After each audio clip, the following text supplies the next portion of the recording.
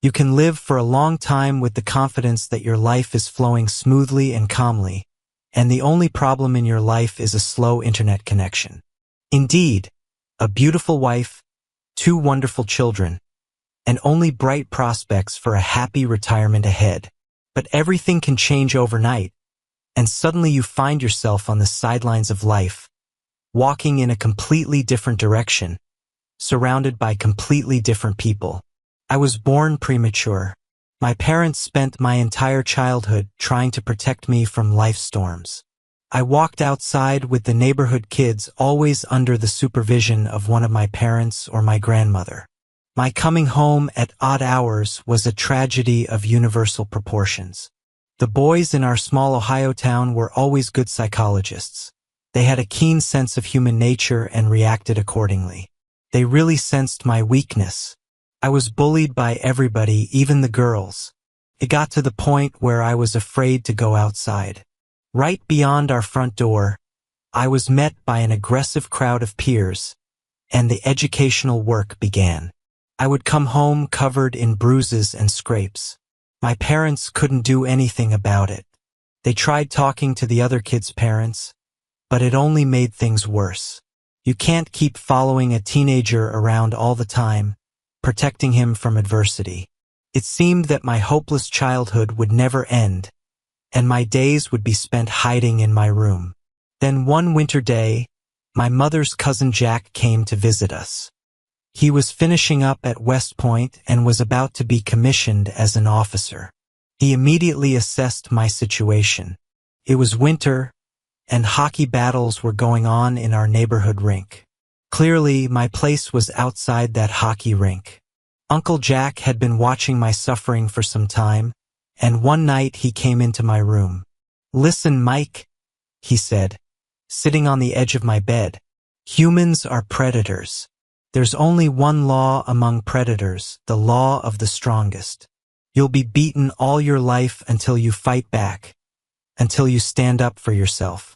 Nothing will change otherwise. A man's honor is everything. You don't have it now, but there's a chance to get it back. Don't be afraid of pain, blood, or getting hurt. Gather your courage and fight back with dignity. You might lose, but your honor won't suffer." Uncle Jack patted my shoulder, lit a cigarette by the window, and left the room. 2 days later, I was accepted onto the neighborhood hockey team. One of the boys got sick, and I was assigned to replace him. The game was in full swing when a 3-man offense rolled toward the goal. I gave an accurate pass to my teammate, but he missed and couldn't put the game away. In the tense situation that followed, of course I was blamed for everything. They called me all kinds of names, and at the end, the player who had missed even punched me in the face.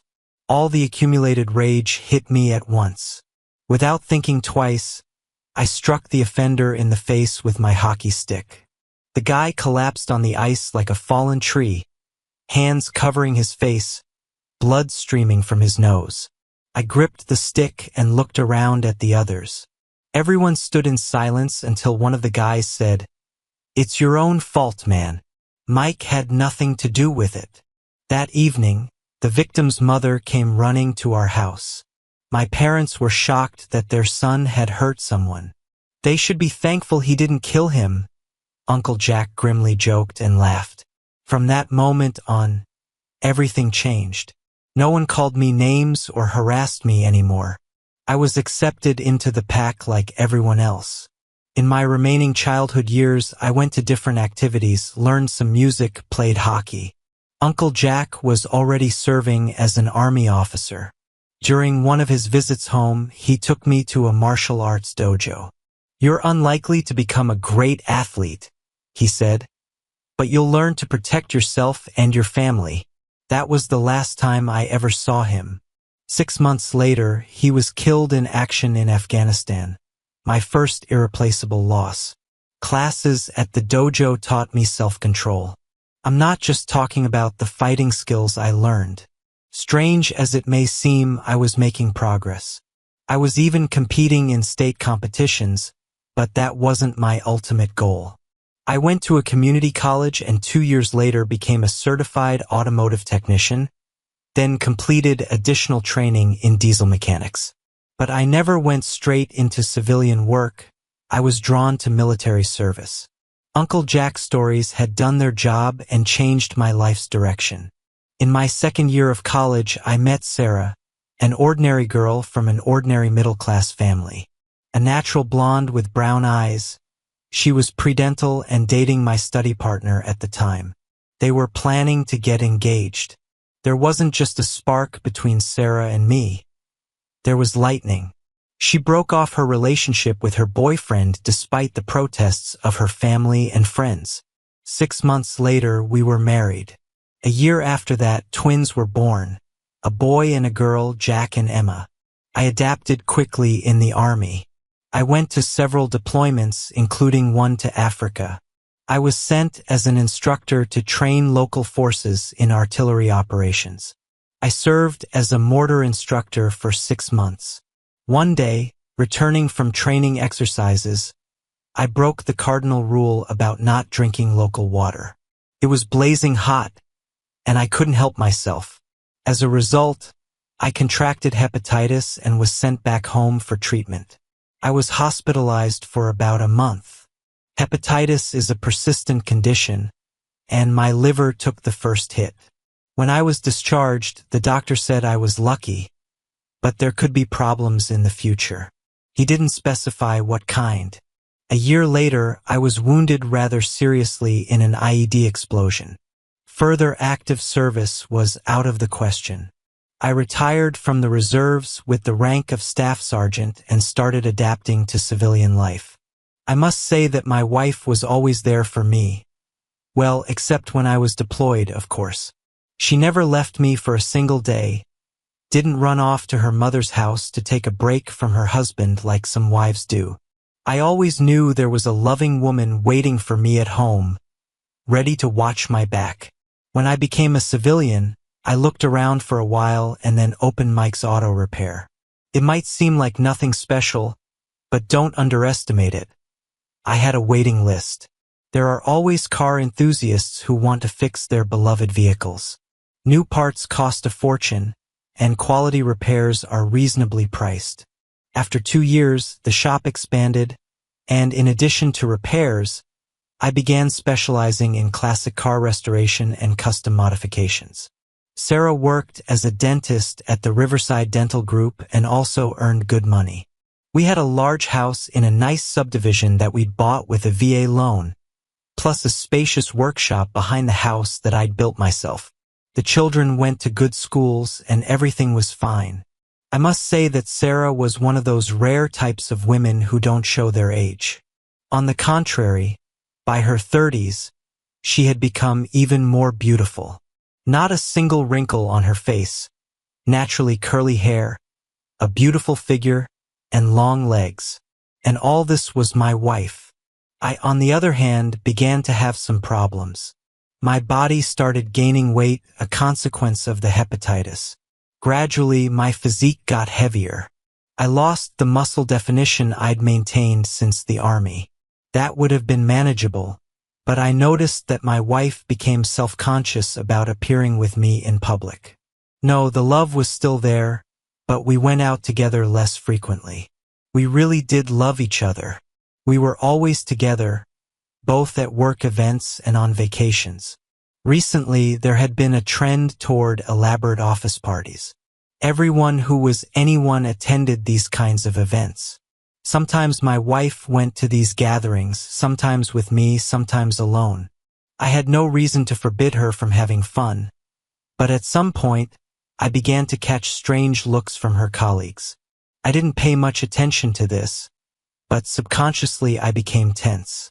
Something was going on behind my back, but I couldn't yet understand what. Richard Bradley, a well-known businessman in our town, had been coming to my wife's dental practice for some time.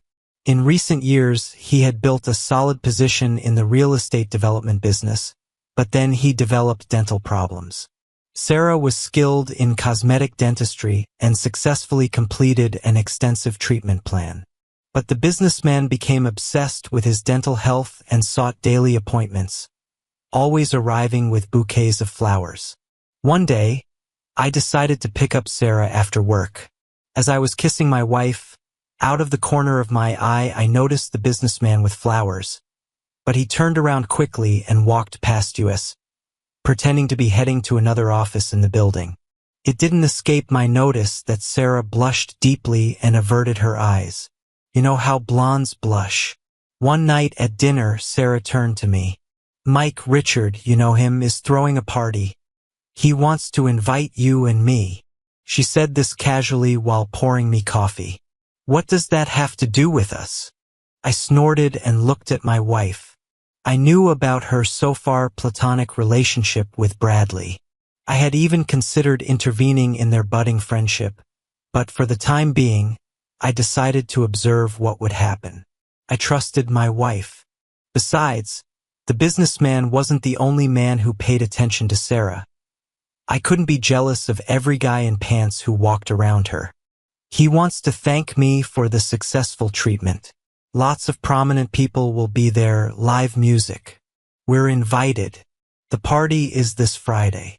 By the way, Sarah, I wanted to talk to you about Bradley. It seems to me that he's trying to pursue you. It reminds me of hunting, even from the outside. You can see he wants to get hold of you. Doesn't it seem like he's playing games? I put down my coffee cup, half finished. Mike, I have nothing going on with him. Yes, he gives me some attention, but no more than that. Well, maybe you realize that if something else happens, it would be a disaster for us? Mike, don't be silly. I just want to go to the party, and I want you to be there too. I'm not going to flirt with anyone. Sarah blushed, and I continued. I think Richard will pursue you in every way he can. Can you imagine how things will turn out if he succeeds? I watched Sarah's reaction carefully. After all, we are adults. We won't be there alone, and there will be other people around. I can take care of myself. Don't be worried. My wife ran her fingers caressingly over my cheek, and in the end, I agreed. Sarah had talked me into it, but I didn't decide to go because I listened to my wife. I wanted to settle the matter with Sarah and the businessman once and for all. The party was scheduled to start at 7 in the evening. Sarah was putting on makeup in front of the mirror. She looked like a model on a runway. Her dark red, almost burgundy dress looked stunning, to say the least. It subtly emphasized my wife's nearly perfect figure, perfectly showcasing her curves in all the right places. I don't know why it upset me. Some bad feeling had not left me for days. I dressed simply, black slacks, a white shirt, and a navy blazer. I thought for a long time about what to wear on my feet and settled on black leather shoes. Maybe not the most fashionable, but functional. Sarah hugged me and kissed me on the lips. Do you think I look good? I answered grimly. You look amazing. You know it yourself. I only wonder one thing. Who are you so dressed up for? For you, my love. Only for you. Listen, let's not go. To hell with this party. We'll have a great time at home. I was grasping at straws to postpone the inevitable disaster. Honey, we had a deal. Sarah pouted. You look great too, by the way. I looked at my wife and took her in my arms. She took my hands from her shoulders and looked at me reproachfully. Mike, you'll wrinkle the dress. I realized that in her mind, she had long been at the party. For a moment, I thought I was saying goodbye to my wife. I took her by the arm and walked her to the door. As we were walking down to the car, without changing my body position, I flipped off the porch light with my left hand above my head.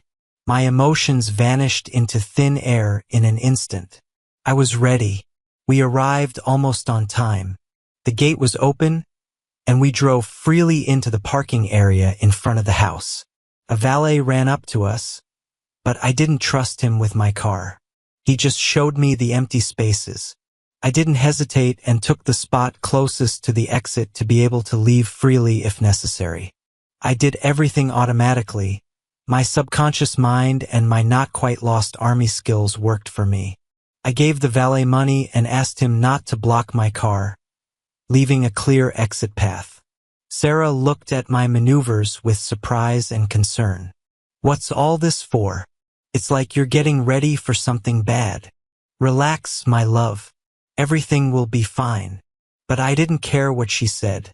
I just shrugged it off. It's just a precaution. We'll see how things work out, I answered vaguely.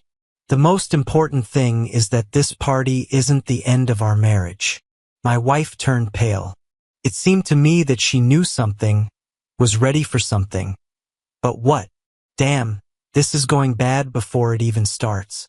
But maybe all is not lost yet. We walked to the front door and up the marble steps. Just before the door, Sarah turned to me. Mike, let's have fun today. Neither you nor I want any trouble. Let's relax and enjoy the nice company and good music. The door swung open, and a young man asked for our names. I gave our names. He looked at the guest list for a while and then said, Sarah Donovan and guest.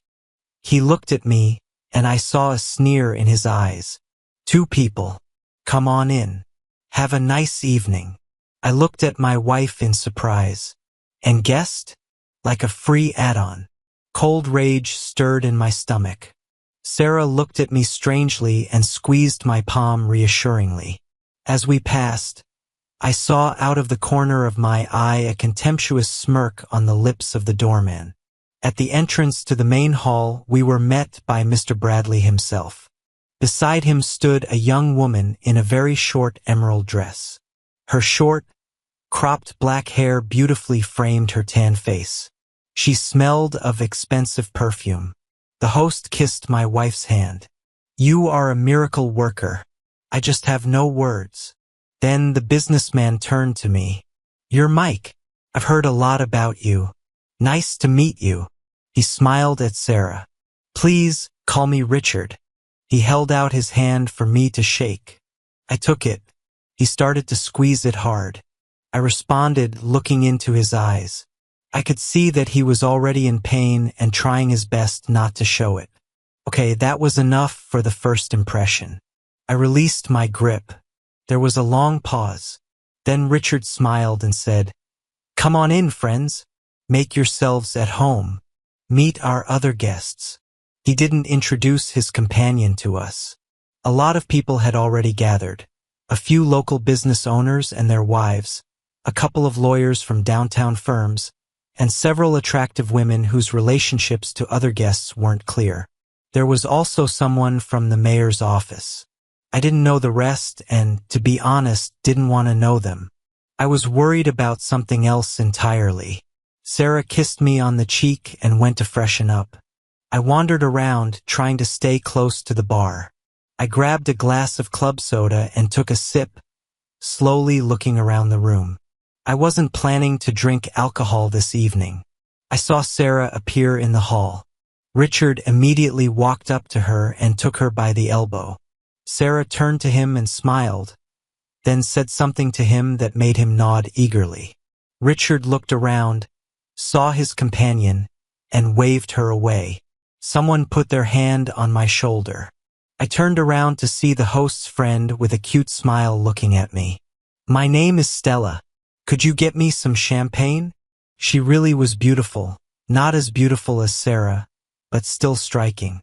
I took a flute from the bar and handed it to the woman. You're amazing, she said. Frankly, I wasn't in the mood for flirting, so I just mumbled the first thing that came to mind. It was bad timing when she approached me. Wait. I remembered Richard waving at her. Okay, I get it. This woman seemed to be reserved for me so that I wouldn't get in the way that night. We had a brief conversation, nothing substantial, just small talk. She kept staring at me, maintaining eye contact, clearly letting me know she was willing to do more than just talk. Meanwhile, I continued to watch my wife over Stella's shoulder. Sarah and the host were dancing 2 quick songs, and then they went to the bar. Another unfamiliar couple approached them. Sarah was having a good time. She had completely forgotten that she had come here with her husband. "I see you can't take your eyes off your wife," Stella grinned. "Don't worry about her. She has a very busy evening ahead of her, and Richard won't let her get bored. Look at me. I'm your consolation prize tonight." I wasn't surprised. I just looked at the woman with a cold, steady stare. She even shivered. She apparently didn't expect such a reaction. I figured it out. Probably not tonight, though. She stepped away from me quickly and disappeared from sight. I glanced at Sarah again. She was dancing enthusiastically with Richard, a slow dance. The dance floor was almost empty, with only 2 couples on it. A small stage was occupied by a jazz trio. The other couple was embracing intimately. My wife and the businessman were being less obvious about it, but he whispered something in her ear, and she moved closer to him. It was obvious that Sarah was sinking deeper into romantic fantasy. Finally, she let Richard wrap his arms around her waist and pull her close. He kissed her openly without hiding. I could see that Sarah didn't realize what she was doing. I knew it was time to intervene. I walked onto the dance floor. Out of the corner of my eye, I saw 2 intimidating-looking security guards move away from the opposite wall. I tapped the Romeo on the shoulder. "Change of partner." The host answered irritably, not letting my wife out of his embrace. "Get lost, you loser. Sarah is mine tonight." "Uncle, aren't you confused? She's my wife, so you get lost." Richard, holding Sarah's hand, waved to his security team. They slowly approached. I looked at my wife. She made no attempt to pull away from Richard's grasp. "You set me up. We're leaving now. If you stay here, there's no going back." Suddenly, everything became clear to me. I no longer had any doubts about what would happen next. My rage had to be unleashed on someone. "Mike, my love, it's only one evening. You wouldn't leave me because of one evening, would you?" "One evening, Sarah?" I was almost shouting. "You want to be with that man so badly that you're willing to throw away everything we have?" The music stopped, and my words rang out across the room. The host could see I was furious. He realized it was time to silence the stubborn husband who didn't want to give up his wife to be claimed by the alpha male. He waved his hand carelessly in the direction of the bodyguards. "Mike, you could have had a great time with Stella, and Sarah could have had fun too. I don't understand why you didn't agree. You liked her, didn't you?" Sarah was almost crying. "Of course he did. The jealous husband ruined the whole evening. Get that fool out of here now." Richard was no longer hiding his contempt. The security guards came at me from 2 sides. I waited, keeping my eyes on my wife. They grabbed me, trying to pin my arms. Sarah covered her mouth with her palm and just stared without moving. Then she hid behind Richard's back. It seemed that she no longer considered me her husband. I stomped on the left guard's instep with my heel, then sharply turned and freed my left hand, hitting the second one in the throat with my knuckles. Then I did the same to the first. They collapsed like falling trees, their heads hitting the dance floor with distinctive thuds. There was nothing holding me back now. Everything was clear. I didn't have a wife anymore. Richard swung at me, but I caught fear in his eyes. I took a step in his direction and smiled predatorily. I kicked him hard in the groin with the toe of my shoe, and as he doubled over, I brought my knee up into his jaw. The businessman went down faster than his security guards. It all happened so fast that no one realized what had occurred until it was over. Richard tried to get up, shaking his head. I took a step toward him, clenching my fists. Sarah suddenly shouted, "Mike, no, you're going to kill him." Someone yelled, "Call the police." I watched as my wife tried to help her lover to his feet. "You animal, how could you?" In her anger, she couldn't find the right words. "I'm leaving. Are you coming with me?" I spoke slowly and clearly. Get out. You disgust me. That's what I needed to hear. I looked once more at the scene and, without looking at my wife, left the house at a brisk pace. No one tried to stop me. I went out to the parking lot. It was already dark. I leaned back in the driver's seat and turned the ignition key. The engine started instantly, rumbling like a big, well-fed cat. I carefully drove out of the parking area, slowing down for a moment as if I expected to see a repentant Sarah in the rearview mirror. Then I gently pressed the gas and slowly rolled through the open gate. One thing I was sure of, after I'd kicked him where it counted, the idiot was unlikely to be capable of anything with my wife that night. Before I reached the highway, I pulled out my cell phone and dialed a familiar number. They picked up almost immediately, as if they'd been waiting impatiently for my call. "How did it go?" asked my contact. "A little worse than I thought it would be." I opened the glove compartment and took out a full pack of cigarettes. "I hope you didn't go too far." I heard a chuckle on the phone. "No, it's all good." I flicked my lighter. "Need any help?" "I don't know yet. Keep in touch." I hung up. Within minutes, my car was racing toward town. I decided to spend the night in my grandfather's old apartment downtown. It pained me to go back to the place where it all began. There were paintings on all the walls, even in the kitchen, landscapes, portraits, still lives. I didn't know the names of the artists. My grandfather had been fond of art, and only he had known which artists had left their mark on his collection. This apartment smelled like my childhood. I often visited my grandfather and stayed overnight with him. It smelled like pipe tobacco and the smoke from a lit fireplace. Here, in the old place, I wanted to wait out some time and reflect on what had happened. I lit the fireplace even though it was early autumn and warm enough, but I wanted at least for a minute to bring back my childhood, to touch the time that had passed, to turn back the clock. I poured myself half a glass of bourbon and sat down in my grandfather's chair, stretching my legs toward the fire. I didn't notice when I dozed off. The doorbell woke me up. It was 3 a.m.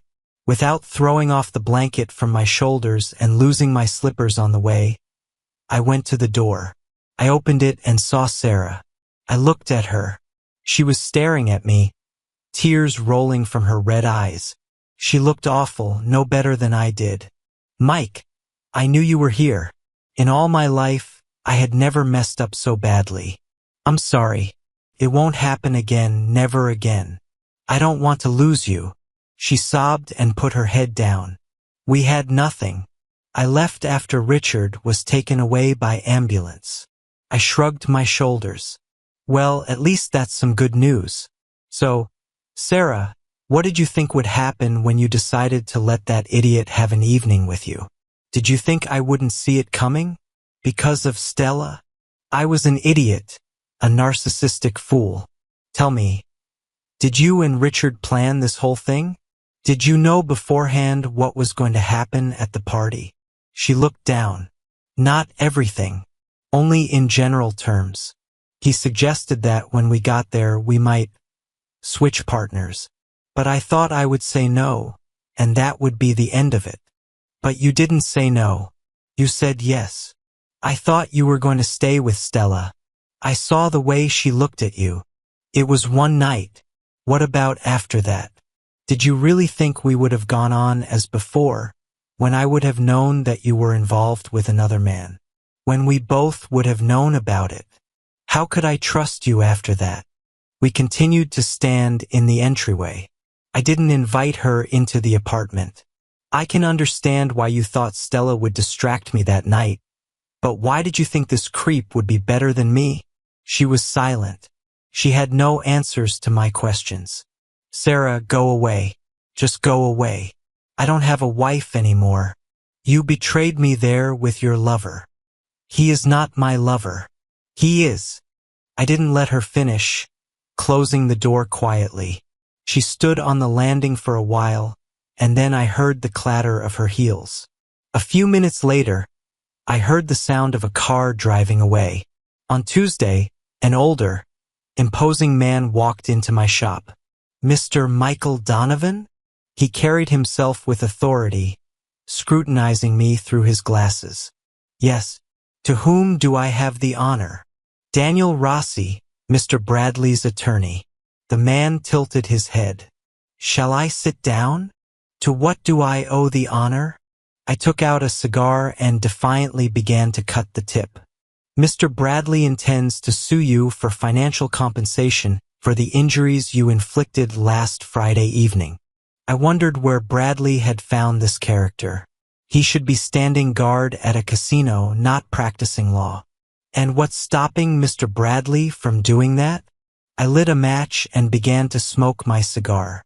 The unexpected guest paused before continuing. Before he puts you behind bars and destroys your business, Mr. Bradley wants to make you an offer. I was silent, concentrating on blowing smoke rings. Mr. Bradley agrees to forget about the conflict if your wife spends this weekend with him at his estate. The lawyer even blushed at such an offer. Even this jerk in an expensive suit knew that no normal man would ever agree to that. And why did you come to me? Go to my ex-wife and make arrangements with her. After all, after the last party, it's her problem. It's not like your boss is asking me to spend the weekend with him. I clamped my cigar in my teeth and stood up, showing that we had nothing more to talk about. The lawyer stood up and silently left my shop. I looked at myself in the mirror with a cigar in my teeth. Well, just like Clint Eastwood, only a little heavier. I sat in silence for a while, then took out my cell phone. One day later, an old van stopped in front of Bradley's mansion. Two guys in orange utility uniforms walked to the gate. Gas company emergency services. There's been a reported leak in your neighborhood. We're checking all the houses, the taller one said to the guard. The guard spoke on his radio for a while, then said, "Go ahead," and opened the gate. Accompanied by two security personnel, the gas company workers went down to the basement where the main gas line entered the house. One of the repair men reached into his pocket and opened a small device. There was a noticeable smell of gas. "There seems to be a leak down here somewhere," said the tall man, setting his toolbox on the floor. "You smell that gas?" The gas workers started examining the meter. "When did you last have the pipes inspected?" asked the shorter one. The guard shrugged his shoulders. "Okay, we'll close the main valve and fix the leak, but you still need to have the entire system updated. Tell the owner it has to be done as quickly as possible." The shorter technician started taking tools out of his case. The tall one, using his back to block the view, quickly attached a small timing device to the main gas line and wrapped it with electrical tape. The shorter one worked beneath the pipes, discreetly opening a secondary valve. "Well, that should do it. If anything else happens, call the emergency number." He didn't specify what might happen. The guys picked up their tools and briskly headed for the exit. The guard locked the basement doors tightly. 3 hours later, there was an explosion from a gas leak in the basement that caused a massive fire. By the time rescue crews arrived, the house had almost completely burned down. Fortunately, no one was killed, though several guards and the cook received minor burns. Mr. Bradley had no time for romantic pursuits after that. His warehouse of finished construction materials caught fire as well. In addition to real estate development, Bradley was also engaged in the manufacture of custom building materials and fixtures. Everything prepared for delivery to customers was destroyed. The investigation concluded that faulty electrical wiring had caused the explosion. To calm his nerves, businessman Bradley urgently went abroad to Thailand for a vacation. But at Bangkok airport, suspicious substances were found in his luggage. He was immediately taken to detention and is now awaiting trial. How this will turn out for him remains to be seen. I live alone in my apartment. Sarah won't give up trying to make peace with me, but I can't forgive her. I still have her words ringing in my ears. Get out. You disgust me. Oh, and one more thing, I made a donation to the Iron Eagles Veterans Club, of which I have been a member for almost 10 years. Nobody knows about my involvement. Thank you for your viewing. See you next time. If you enjoyed this, subscribe to JK Tells a Story for more tales.